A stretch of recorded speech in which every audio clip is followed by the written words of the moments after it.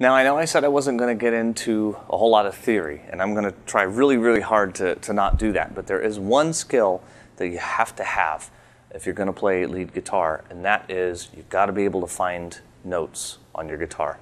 A, B, C, D, E, F, G, that's the musical alphabet, and you have to be able to find those on your guitar or you won't know where to start your patterns. So there's really no getting around this.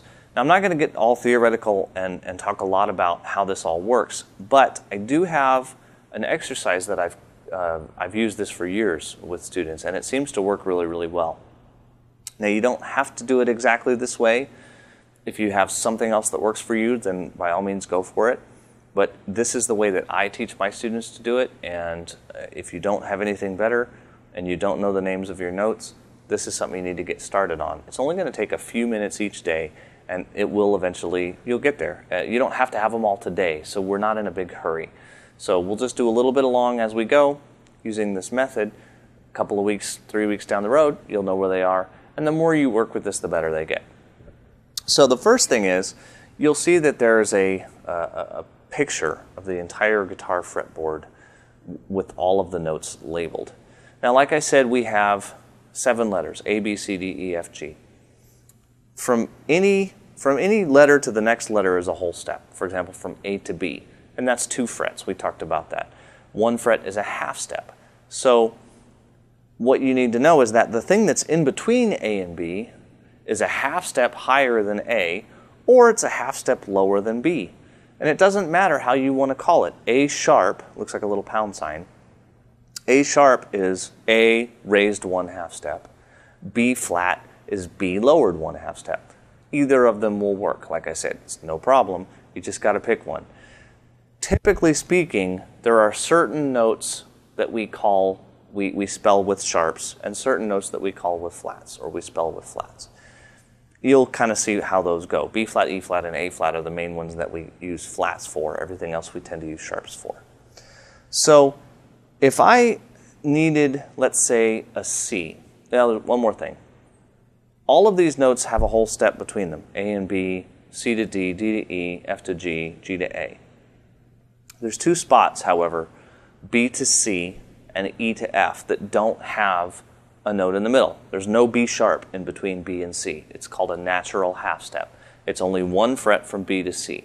If you're familiar with a piano keyboard, this is the spots where there's no black key in between B and C. And the same thing happens between E and F. Those are the natural half steps. So if you go to A on a keyboard, there's a black key above it, that's A sharp or B flat. There's a black key below it, that's A flat or G sharp. Okay? After you get to G, it just starts over again at A. So that being said, let's get into this exercise that I want to do. So we're gonna start with C.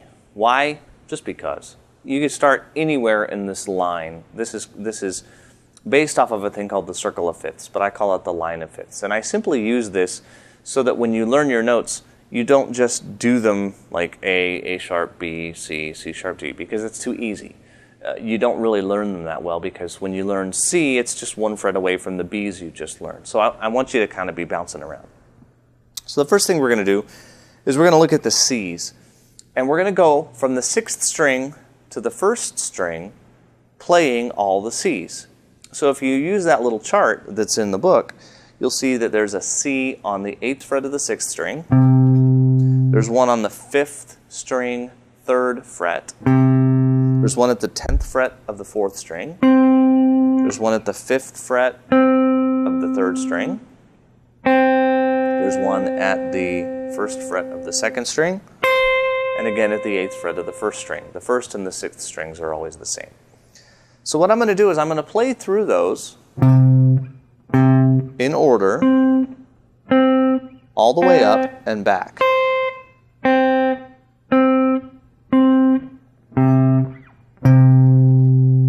Okay, now the first day you sit down to do this, you're just going to have to memorize where those C's are.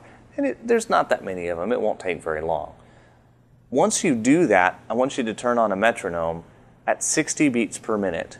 And when you have that going at 60 beats per minute, you need to be able to play through all of the C's, 1 per beat, at 60 beats a minute. It'll be about this fast, because 60 beats a minute is once per second. So it's about here.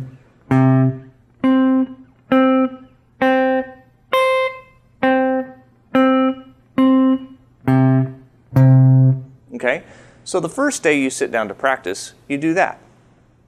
And probably by the end of, 5 minutes is all it'll take. And you'll have them all down. Great, move on, go practice something else. The next day you sit down, and the first thing you want to do is go see if you remember where all those C's are. In all likelihood you won't, and that's okay, no big deal. So go back and refresh your memory on those C's. Now they're kind of getting more into your long-term memory, not just your short-term memory. Day 3 comes along, great, you actually remember. The first thing you do, again, is you play through those C's. And let's say you luck out, and by day 3 you still remember them. Awesome. Now, the next note in my sequence is G. So you're going to go through and you're going to find all the G's and play them at 60 beats a minute. The next day, you're going to sit down, again, play through all your C's. You always want to play through the old notes. And try to play through all the G's. You just learned the G's yesterday, so you probably don't remember them all. No big deal. Go through again, learn where they all are at, play them at 60 beats a minute, and put it away. The next day comes along, I think we're on day 6, play through your C's again, and let's say you get all the G's as well. And this has to be done without stopping. So when you play all the C's, you just keep going to the G. And open strings don't count. So don't use like the open 3rd string for G. Use the 12th fret, because that's a G also. Okay, so, and just play the ones that are below the 12th fret. Everything above the 12th fret is just a repeat. So you've got all the C's, you've got all the G's, start learning the D's. Spend 3 or 4 days learning the D's. Again, every day you always practice through the old notes that you have. Within a couple of weeks, this process really starts to accelerate, because once you get through the first half, the first 6, everything after that is only 1 fret away from something you already know. And those become really easy. So when you get to F, for example, well, you've already done F sharp. It's just 1 fret below that. When you get to B flat, it's just 1 fret away from the A's. You've already done those. Or it's 1 fret away from the B's, and you've already done those too. So it's really gets easier as you go along. So make sure you do this a little bit every day, and in almost no time at all, really, before you've done even the first solo or 2 out of the course, you'll probably have them all down and you'll be in great shape.